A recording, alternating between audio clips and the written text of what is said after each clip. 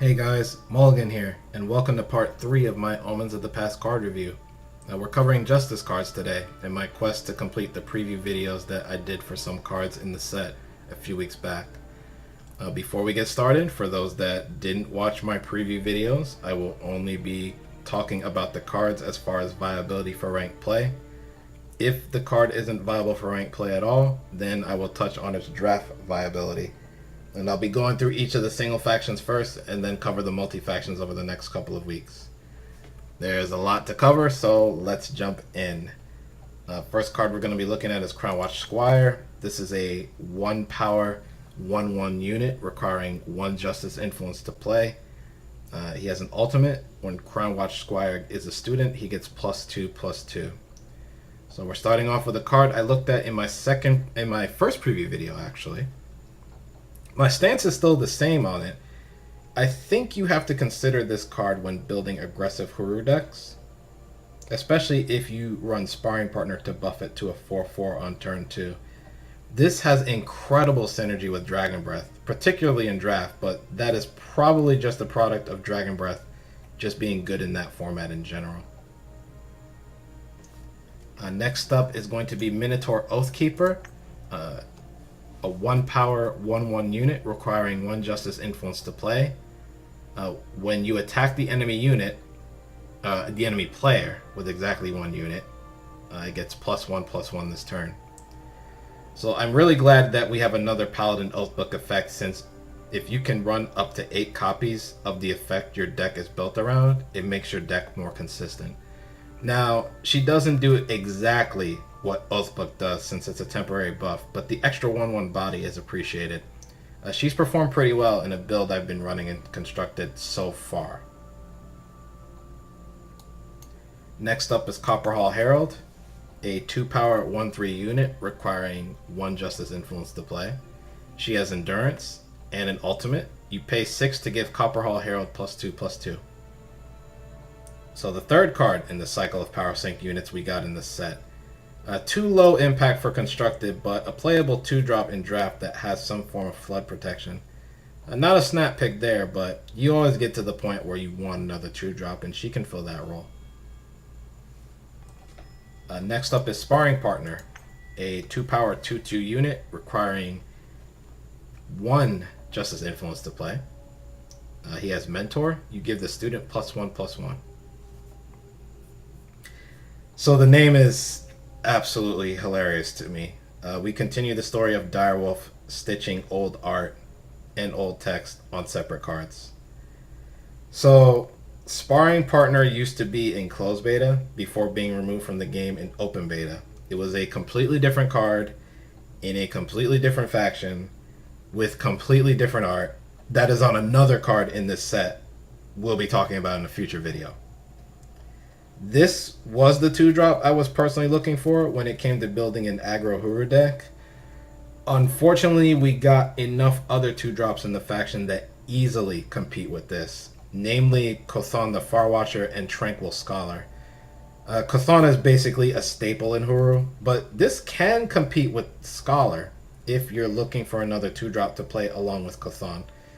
It will depend on how focused you are on Mentor, I feel. So next up is Stalwart Silverwing, a 2 power 1/1 unit requiring 1 Justice Influence to play. He has Flying and Revenge. I've seen some people trying this, and I'm not really sure why. It's no Silverwing familiar, that's for sure, and I don't think Revenge makes up for it being so understated for a 2-drop. This is not a threat at all without equipment or just buffs in general, and there are just better Justice units. He's fine in draft though. Next up is Strength of Many, a 2 power fast spell requiring 1 Justice Influence to play. You give one of your units +1/+1 this turn for each of your units. And the card stitching continues, though to a much lesser extent here. The art on this used to belong to a card called Squad Strategist that, you guessed it, was in closed beta before being removed from the game when Eternal went into open beta. Squad Strategist actually did the same thing as Arcana Monitor, but it was a Combrate card and had half the influence requirements when compared to Monitor. Anyway, the card has an interesting effect, and many are going to compare this against Finest Hour, the gold standard for combat tricks that buff in the Justice faction. Finest Hour is probably strictly better than this, just because Strength of Many has a requirement of having multiple units on board, and isn't very effective early in the game. I doubt this sees play in Constructed. Next card we're going to be looking at is Talon of Nostrix, a 2-power relic weapon with 2 strength and 2 armor. Requires 1 Justice Influence to play. I want to believe that this card isn't very good for Constructed because it is one of the few relic weapons that will very likely not get you a 2-for-1. I don't think Armory has the space for a card that only really shines in the early game, but this card may surprise me. It might be decent in Huru decks, and Rakano might even want this in a very specific metagame. I'll just hold judgment on this one. If nothing else, it's pretty good in draft. Next up is Tinker. This is a 2-power spell requiring 1 Justice Influence to play. You look at the top card of your deck. You may put it on the bottom. The top unit or weapon of your deck gets +2/+2. So thus far, this has not been as impressive as Inspire, which this gets directly compared to. The quote-unquote scry ability that this card emulates from Magic the Gathering is slightly weaker than just straight up drawing the card. And the additional +1/+1 buff for 1 extra power doesn't make up for that. Inspire is just a bit better than this card overall in Constructed. I personally haven't been impressed by it in draft either, but I could see its potential applications there. There isn't much you would pick this over, however. Next up is Tranquil Scholar, a 2-power 2/2 unit requiring 1 Justice Influence to play. When he comes into play, Tranquil Scholar gains a random battle skill, then give a unit in your hand that battle skill. Everyone gushed over this card when we first saw it, and I was one of them. I still think it's really good, though so far I've only really seen it in Huru decks that aren't trying to force you to concede.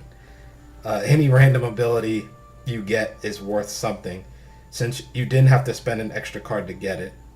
This is probably the 2-drop that should complement Kothon in those Huru decks, but maybe Sparring Partner gets the nod over this in something heavily focused on Mentor. I'm hoping this still has a place in Constructed in the coming weeks, but that will depend on how the meta shapes.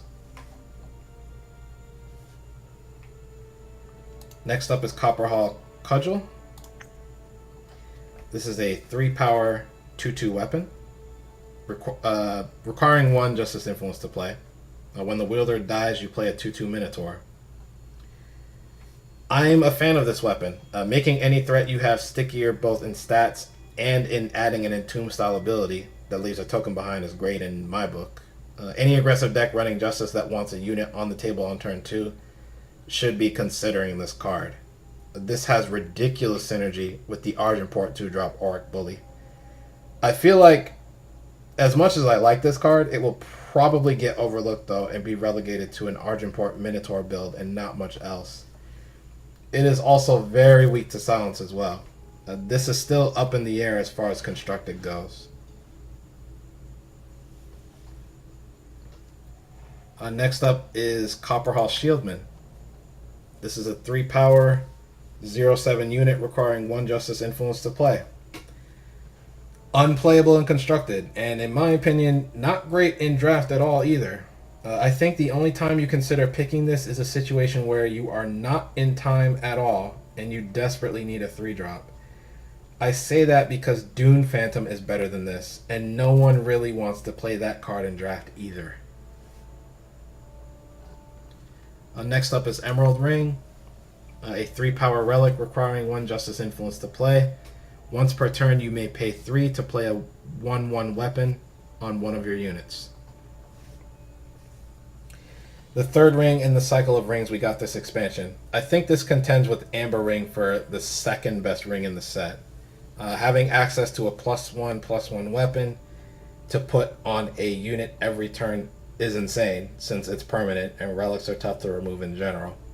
A very nice power sink that I hope finds a home in Constructed, but it is also possible this gets skipped over as well, just because, once again, deck space is tight.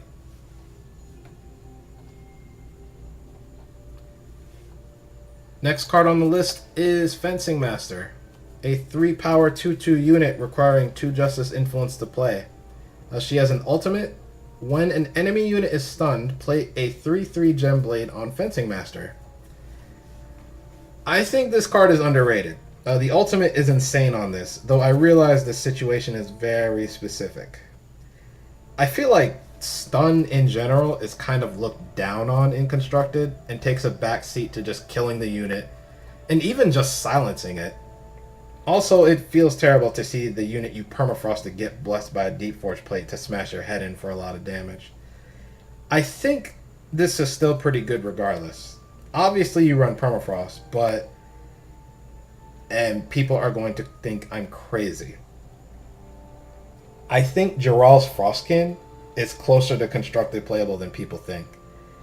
It's not as good as, say, Praxis Displacer, but if you're not running time and you need a similar effect, Frostkin might be your guy, and this card pairs well with him.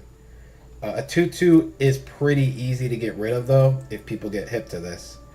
Also, your opponent does have to have a target to stun, so she's probably not great against unit-like control decks. Armory comes to mind in particular. I'd still try this if you're not afraid of tanking your rank. Next up is High Branch Sentry, a 3-power 3/3 unit requiring 1 Justice Influence to play. When High Branch Sentry is a student, she gets +1/+1. Another underrated unit in my opinion. This one though will only work in more dedicated mentor decks, as there is too much competition in the 3-drop slot for Justice otherwise. Making this a 5/5 on turn 4 shouldn't be hard. How good Mentor ends up remains to be seen, as recently people have felt it's underpowered, which is valid since you're taking a potential blocker away if you need it. We'll see what happens in the coming weeks and months though. Next up is Spirit Guide, a 3-power 3/3 unit requiring 2 Justice Influence to play. He has Lifesteal. He also has Mentor. You give the student Lifesteal. Another card I looked at in my first Omens preview video. Like many cards, my stance on this has stayed the same. As far as Constructed, it will sadly forever live in the shadow of Valkyrie Enforcer, except possibly in dedicated Lifesteal or 3-color Life Force decks. It's sad too, since it's a solid unit on its own. At least it finds a home in drafts, since it's a nice pickup if you need a 3-drop. Next up is Tireless Stranger, a 3-power 3/3 unit requiring 1 Justice Influence to play. When this is in play, Strangers have Endurance. He's back.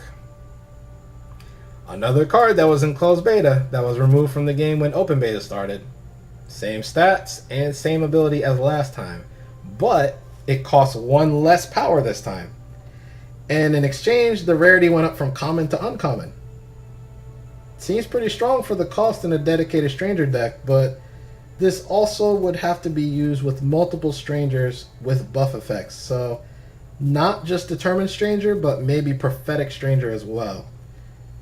Battle Tested Stranger I'm not sure on, but I'd try it. I'm just glad Strangers got some new things to toy with in general though, since there's always a concern that they end up being sliver style decks from Magic the Gathering, which were very powerful at one point.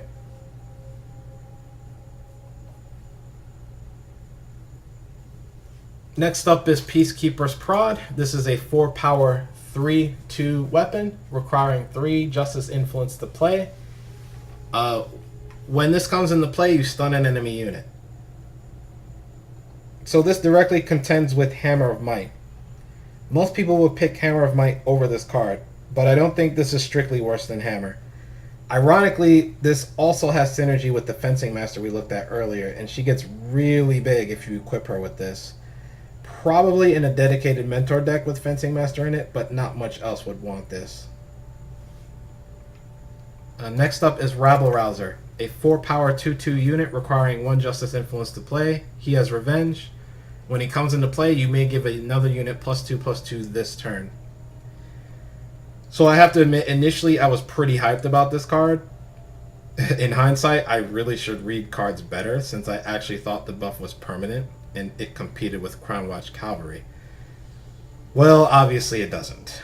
The Revenge tag doesn't make up for it either. In my experience, this card has been relegated to a 4-drop in draft that has an okay effect and is a chump blocker if nothing else. I doubt this ever sees play in Constructed, though I'm curious to know if anyone else has had success with this card at all. Next up is Shard of the Spire. This is a 4-power relic requiring 1 Justice Influence to play. When you play a unit, its strength and health becomes the higher of the 2. So there's only 1 or 2 decks I could possibly see this going into, and they are Minotaur decks and maybe Combray decks. In the case of the latter, making Combray Healer a 5/5 is great, though part of the beauty of Seraph being a 3/4 is that she dodges Vanquish.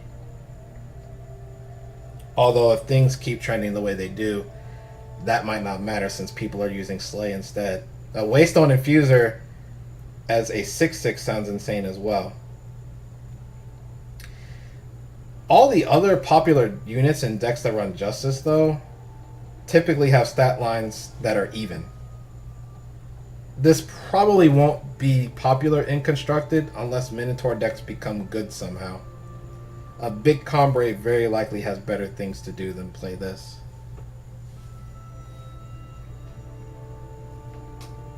Next up is Spiked Buckler, a 4-power 2/3 weapon requiring 1 Justice Influence to play.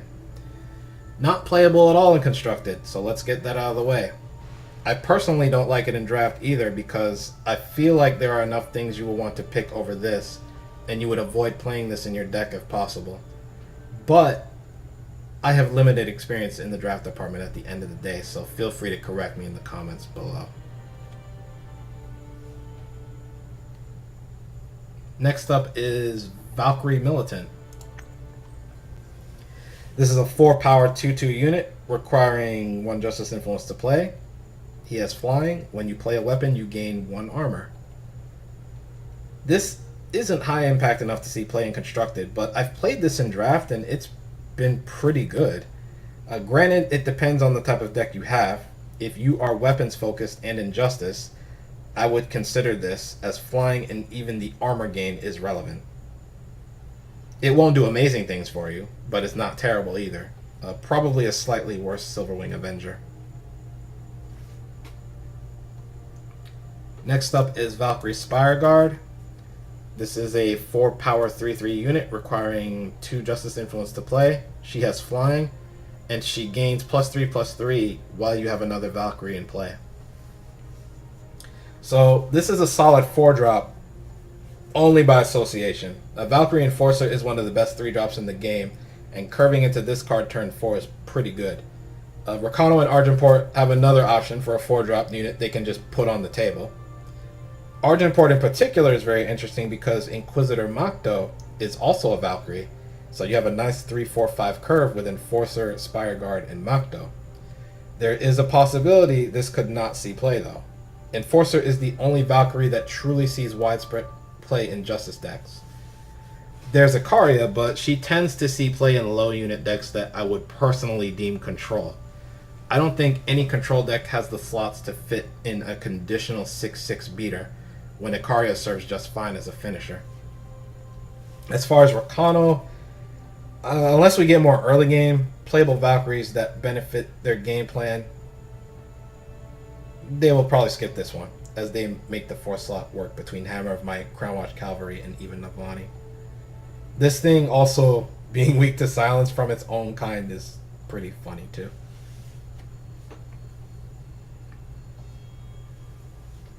So next up is Victor's Cry, a 4-power fast spell requiring 2 Justice Influence to play. It has Revenge. You give one of your units +5/+5 this turn. One of the cards I looked at in one of my preview videos, and I still feel the same way now about it as I did then. Probably not constructed worthy, even with Revenge, since it pales in comparison to Finest Hour just because it's so expensive for the effect. But it can still go into some crazy brew with Huru Envoy and Fevered Scout for some fun.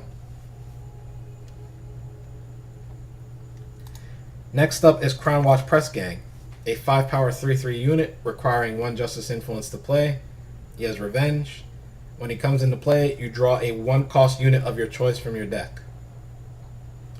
So I really like this card, though admittedly this is kind of similar to a 5-drop in Hearthstone that the Hunter class got in their Ungoro expansion called Tol'vir Warden. But instead of drawing 2 1-drops from your deck, you only get 1 with this, but it does have Revenge. I really want this to see constructed play, but I'm not sure what deck running Justice would want this effect at that point in the game. Actually, come to think of it, this has synergy with the Shadow Legendary in this set, Obrak the Feaster.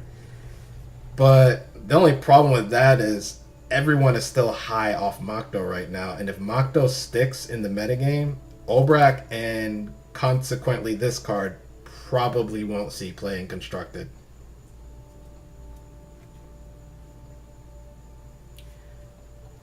So next up on the list is Minotaur Duelist, a 5-power 3/2 unit requiring 2 Justice Influence to play. He has Revenge. When he comes into play, you stun an enemy unit. So we went from a card I really like to one I really don't like. I'll go ahead and say this card is basically unplayable and constructed since the summon is too low impact and the Revenge doesn't make up for it. In draft, this is mildly annoying though, from my time playing against it, so it's probably a decent pick there.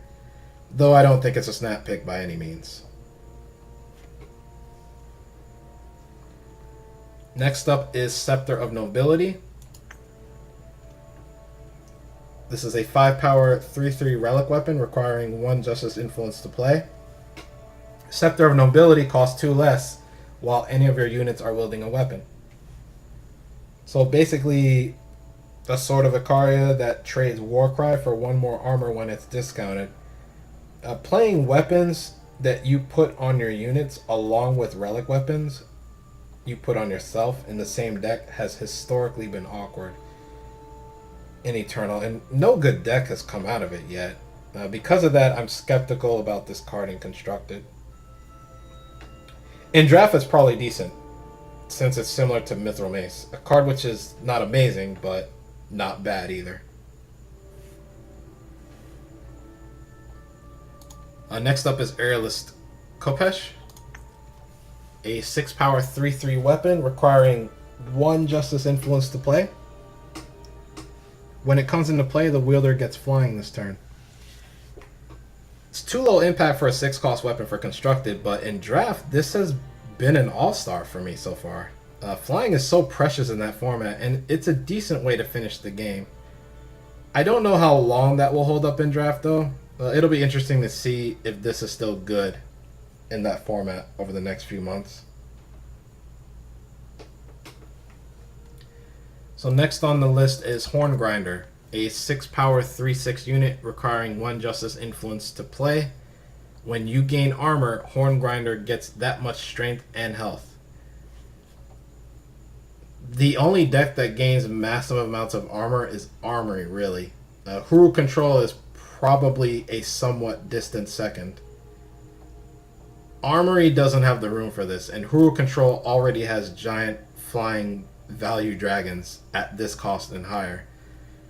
The problem with this card is that it lacks evasion to go along with the buffs. If this had Overwhelm, I would seriously consider it, but as is, I don't think it's good enough for Constructed. Next up is Prosecutor at Arms, a 6-power 4/4 unit requiring 2 Justice Influence to play. He has Mentor. You give an enemy unit minus strength equal to the student's strength. He's back. Another card that got removed when open beta started. So back in closed beta, this used to get +1/+1 for every unit that died that turn when he came into play. He was a 3/3 that costed 4 back then, and now he does something completely different. I think the effect on the new one is cool. I don't know how good this would end up being in Constructed, since, as I said before, the outlook on Mentor as a mechanic is not positive right now. This does help mitigate you losing a blocker somewhat, and has decent synergy with other Mentor cards that get buffed when they're students, since they'll be bigger by the time you play this. It's probably not good enough for Constructed, but we'll see.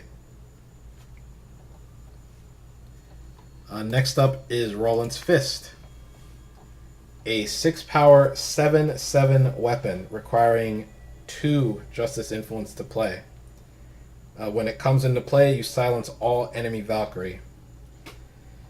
So, I pulled a non-premium version of this from a pack, and I was going to give it a good rating because it silenced enemy Valkyrie in your opponent's deck. Turns out, that was a bug. That's been fixed since then, so the power level of this card went way down, in my opinion. Ikaria would have been the biggest target, but she already gets value by the time you play this. The +7 buff is solid, but I don't think this is much, if any, better than, say, Augmented Form, which gives 1 less buff, but is a fast spell. Nice weapon from a lore perspective, but not much more than that when it comes to Constructed. So next up is Roosting Owl. A 6 power 2/4 unit requiring 2 Justice Influence to play. It has flying. It also has Mentor. The top unit of your deck gets the student's strength and health. So I think the effect is too low impact overall for Constructed. There are situations where it could work if you're playing a mid-range deck with sizable units, but for this to be really good, you have to be able to manipulate the top of your deck with units you want to buff. And there aren't many cards that do that. You're probably running stuff like Second Sight, or maybe even Excavate or Nesting Avasaur in the case of 3-color. It just feels too janky though. I don't even think it's amazing in draft, but I could very well be wrong. It does fly, and has a fairly tough stat line for draft after all. Next on the list is Leave a Witness. A 7 power spell requiring 3 Justice Influence to play. You kill all units. It has Mentor. You spare the student. The last card in this video that I looked at in one of my preview videos for the set, my feelings haven't changed. Big Combre probably wants 1 or 2 copies of this. Same for Huru Control, probably even more so. Armory, not so much, for the same reasons I stated in the preview video. I still haven't seen anyone try to combo this with Grinva yet though. I think this has a pretty bright future in Constructed.